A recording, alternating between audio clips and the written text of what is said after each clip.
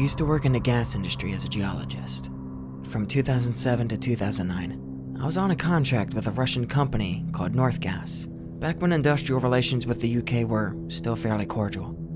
There was lots of potential gas sites in the Siberian region far up north, and I used to go around potential sites with company borehole engineers, usually in groups of 2 to 3. Anyway, I was at one site in northern Siberia with a German engineer in late October of 2008. Took ages to get to and completely devoid of human habitation, but really beautiful taiga. Endless forests on the drive up there. You drove a van through taiga? Yeah, I'm not a car nut, but it was some modified Jeep that the engineer guy would just not shut the fuck up about, all the way from Noyabinsk. Anyway, the site we went to survey was fairly typical of what you expect in the industry at these sorts of locations. Thin topsoil giving way to permeable siltstone. Excellent locations for surveying. Now, to the story. We came to a location where satellite imagery was suggesting that permafrost was retreating. It still fucking snows and ices over, of course, but the key point is that it's not entirely frozen over. You can still install stuff during the summer months, get gas production up. It was a pretty boring landscape though. Very thin topsoil giving way rapidly to permeable siltstone. Lots of these natural holes all over the place too. Permafrost plugs that had melted and left 20 to 30 meter deep holes dotted all over the place. We decided to stay a few weeks and do some test surveys. First week was completely fine, got some good locations, things progressing smoothly.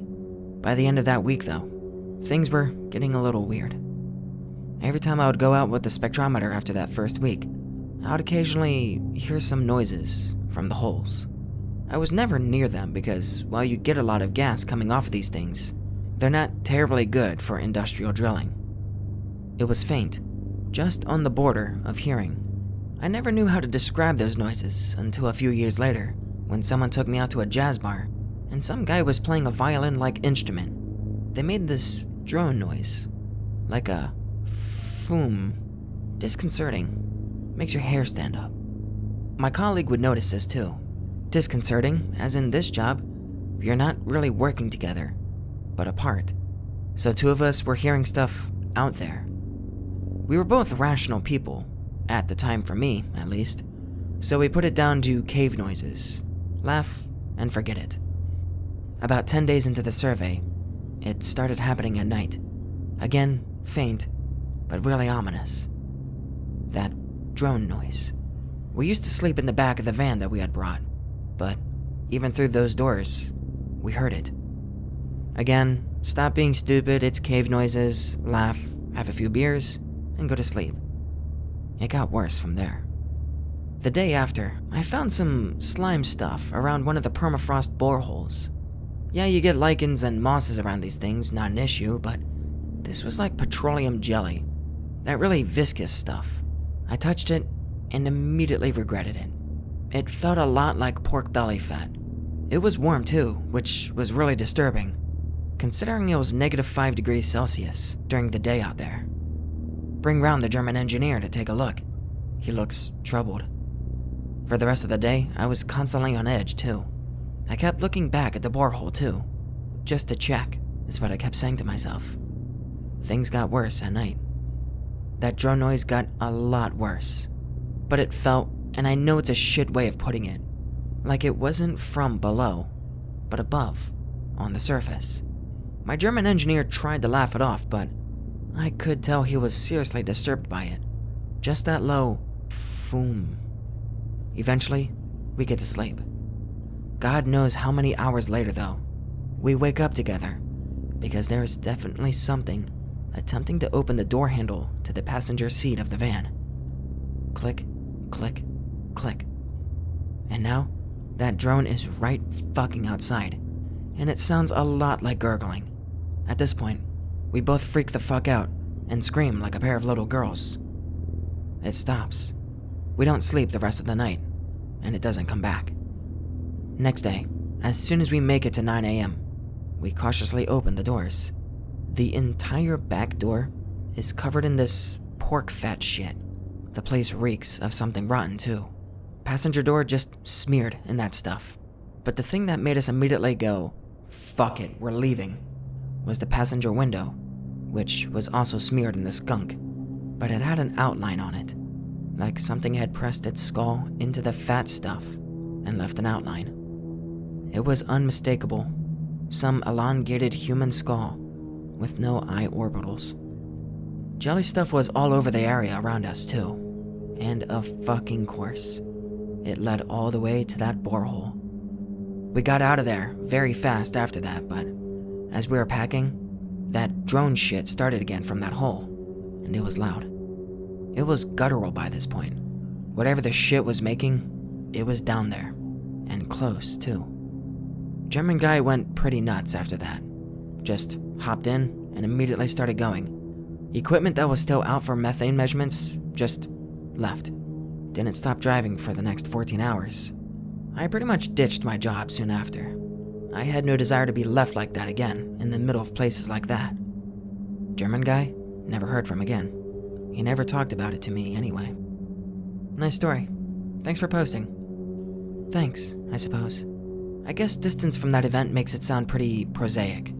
Spooky noises, ooh, slime, ooh. Anyway, during that night though, I was convinced I was going to die. You know how you can just know when someone or something like an animal is either nice, curious, or just out to fuck you up? I knew instinctively that whatever wanted in didn't want to crack open a beer and ask us about geology, if you get my drift. Anyway, I spent a long time after I had calmed down about it, which took a few months in fact, to think of a rational reason for this. Every time though, I kept butting up against the unexplainable. Sure, drone could be cave noises, but the warm slime stuff, the guttural noise? Around 2012, I got a lot into reading about frozen mammoths and the worry about viruses from the taiga that they were expecting because of climate change. And at that point, I went full X and said, fuck it, frozen monster. Not really spooky, but strange, somehow bordering the lines of human sanity, I think. To preface, I work in the police force in a small EU East Bloc country, and I have a few stories to share. Bugman, 2018, am 29-year-old male. February, the capital of the East Bloc country, edge of town, not the outskirts, known to be a big ghetto of back from 2001 when a flood destroyed their natural habitat downtown. Patrol the streets in car with partner. 2 a.m., empty streets. Kinda boring, really no action. And I remember getting sleepy, just about ready to get back for a break. Suddenly, get a direct call on the radio from station inspector of the night. Yep, we're listening. Get back to the station. There's a weird guy here. Inspector is on the station alone in the night, so sometimes people come at 2 a.m. to report their car getting jacked, and etc. Usually have these quote-unquote problems, either in head, alcohol, drugs, and etc. Got it. I turn on the police lights and double time it back to the station to help the inspector. Get to the station, open the main doors, and it's dark inside. Only light I remember in the waiting room, where people wait to get their turn, is a light from the vending machine. The guy sits there. White, thin guy, old clothes, bald spot on his head, and his look is kinda out there. He scratches his neck from time to time. Warning bells start ringing in my head. The guy looks at me, not saying anything, and I don't say anything either. Shake head, and go inside the room to the inspector. What's up with that guy? Yeah. Inspector shrugs. What does he want? Don't know. You ask him. I just let him in, but he's fishy, so I leave this one to you. Inspectors are usually just the kind of clerk white-collar cops who just handle reports on the station and relay info to the outside patrols, and etc. They also work 24-hour shifts, so this guy just doesn't have the temper to deal with some nut job. Go to the guy with my partner. What's the problem? He scratches behind his neck and stands up. He's really short. No danger in the regard of fighting him, but still get really bad vibes from him. I got bugs in my apartment, he says. So? Call an exterminator to get rid of them. You really gotta go to a police station at 2 a.m. to report this? Well, I need you to take a look. Seemed like a waste of time to me, and my partner shook his head at me, but I just got this weird feeling to check it with him. He clearly wasn't right in the head, and something could be up in his flat. Alright, we'll take a look. We go with him to our car and seat him in the back seat, with my partner beside him. Go to the address, go to the apartment. He unlocks the door and waits. Get a flashlight, open the door. The flat is old style, as if from the 50s, comic country at that time. Stale murky air, but nothing weird.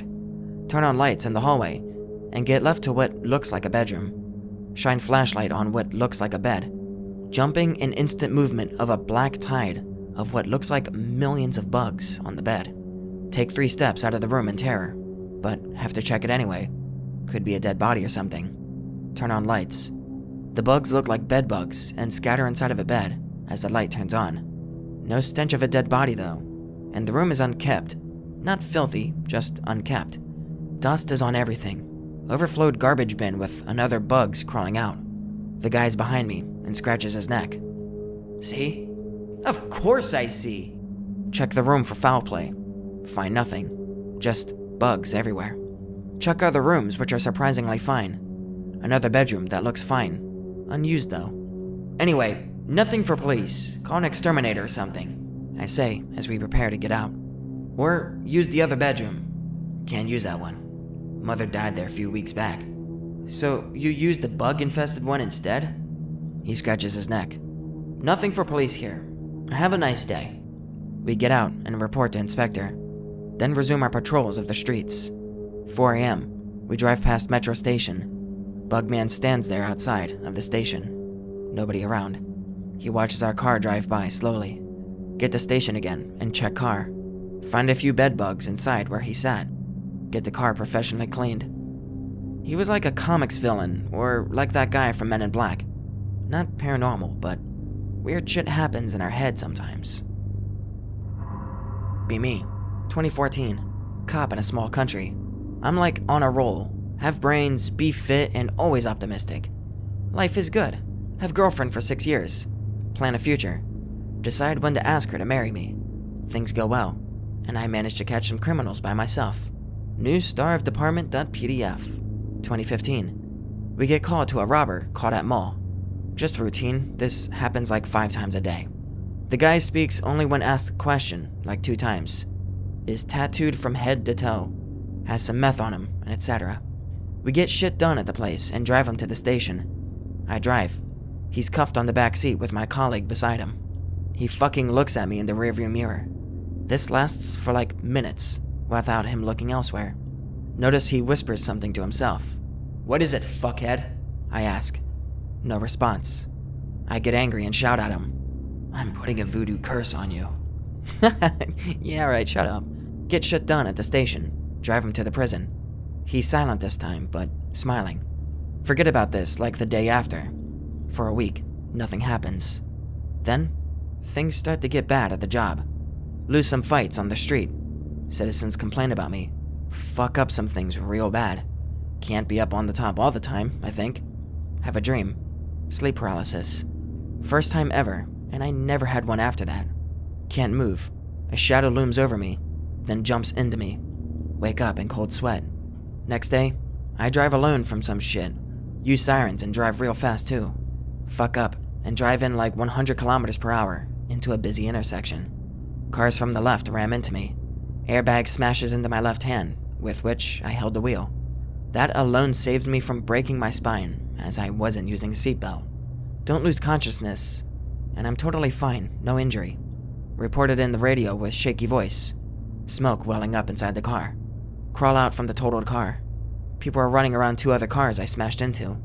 Everyone seems to be fine too, except for one kid, like 8 years old. He's bleeding from his mouth. Learned later that he bit off part of his tongue. Take him to the ambulance that just arrived on the scene. Parents shout at me, cry.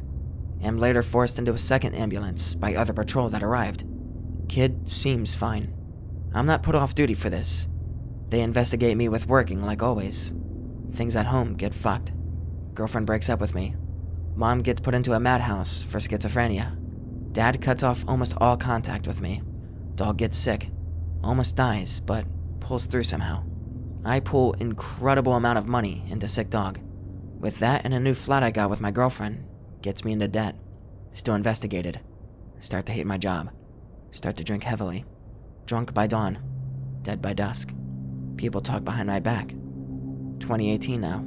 The investigation ends with me paying a fine. Things are still going to shit. I am, by any means, one of the worst cops in the department. Still employed somehow. Remember the fucking meth head today for some reason. Hello, Anons. How was your sleep? I had a dream about dreaming. In it, I was following a documentary of sorts, which went as follows. When you dream, your imaginary field of vision is divided into 3 parts. Left field, right field, and central field. These fields are perceived differently by the brain. Left and right fields act as a background of sorts. For example, if your dream takes place in a forest, you will see a faint image of trees on the edges of your vision. The central field is by far the most important, as it contains the topic of your dream, stuff you're focused on, and your brain has to process the most. Central field is always last to appear when falling asleep, and first to disappear when waking up. It's crucial in the process of waking up. Throughout the dream, you aren't really aware of the fields. Your brain processes them subconsciously and kinda expects them to be there. But sometimes, one of them isn't. In vast majority of cases, you will form all 3 fields. In result, you end up with mostly normal dreams, which can be pleasant or unpleasant, and everything in between. There is, however, a small chance that one of your quote-unquote side fields doesn't form. Throughout your dream, the brain knows that something is not right, but can't figure out what. In result, you feel uneasy and stressed out throughout your whole dream. It doesn't cause nightmares. More like your normal dreams become sadder and more strenuous because of this primal sense of unease. But this isn't the worst that could happen, by a long shot, since shit really hits the fan when your central field goes missing. It happens very rarely, much rarer than disappearance of side fields. Your brain doesn't know what's going on or what to do. It only sees the faint background of the side fields.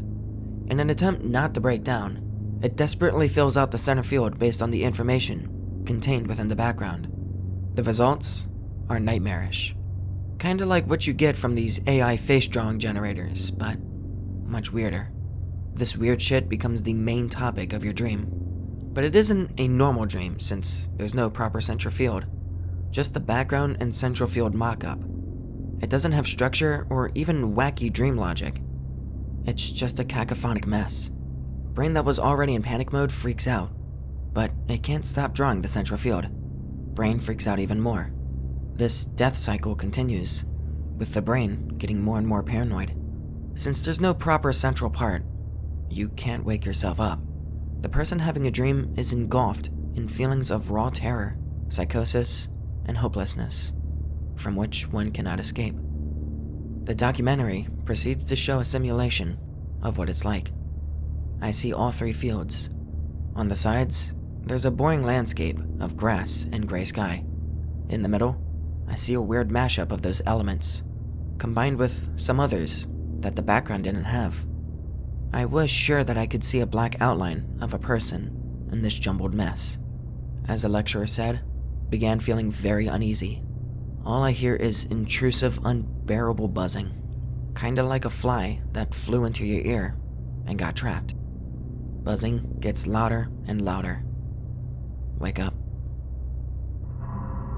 Be me, walking down the road to Granby's to walk her retard dog. Grandma lives at the end of the street.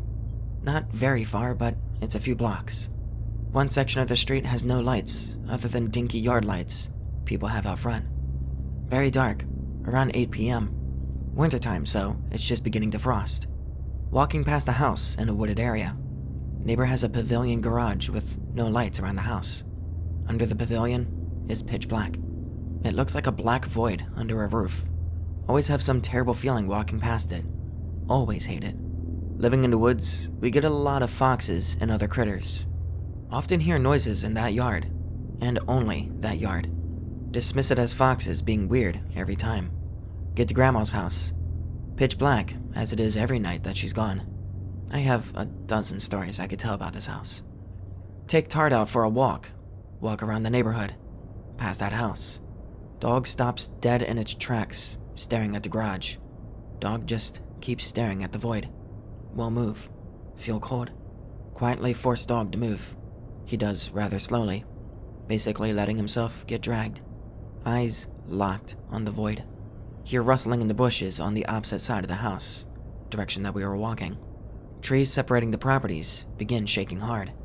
Jog home with dog who tries to stop and piss every 2 seconds, because he's retarded.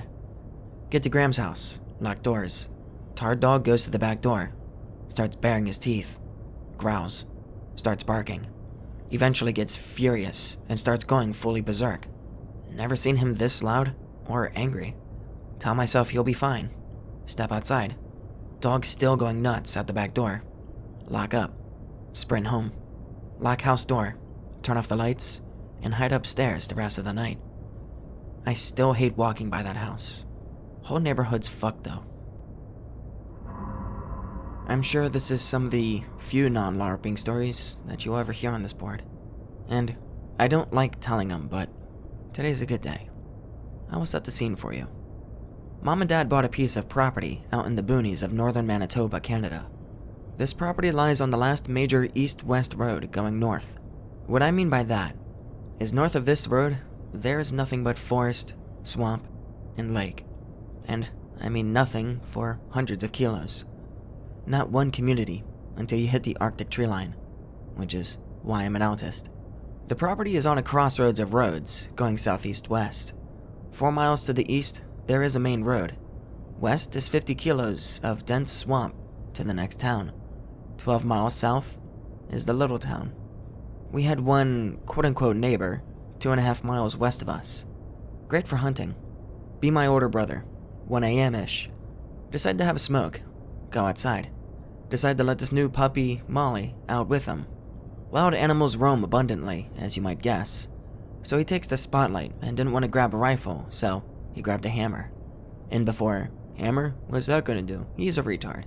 He wants to see how far the new spotlight will shine, so he walks to the road. From the driveway, he shines the light south. The puppy whimpers and cries, shaking, looking north. He turns north.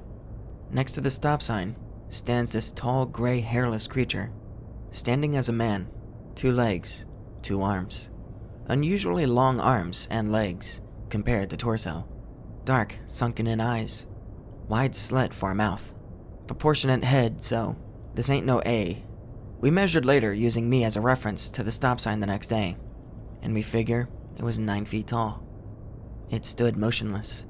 My brother froze in horror, but was finally able to scream, "Fuck no! Fuck no!" The creature grimaced and jerked, as if expecting something, but it stood its ground and didn't move.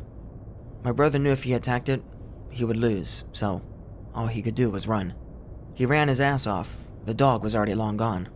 He looked back because he didn't hear anything behind him as he ran. The creature was in the cattails and a ditch, attempting to hide, but it was massive and pale compared to the scenery, and its eyes glue white from the light. He kept running. Found a dog cowering near the porch door. Picked her up and let her sleep in his bed that night. He didn't sleep, of course. He tells us all the next day, hysterical. I later seen this same creature, along with some of my family, and a few locals did too, after asking around. I know it's a fucking meme, but when I seen it, and by my brother's description, it was exactly pig related. However, the pig is like an adolescent because the one that we seen was much larger.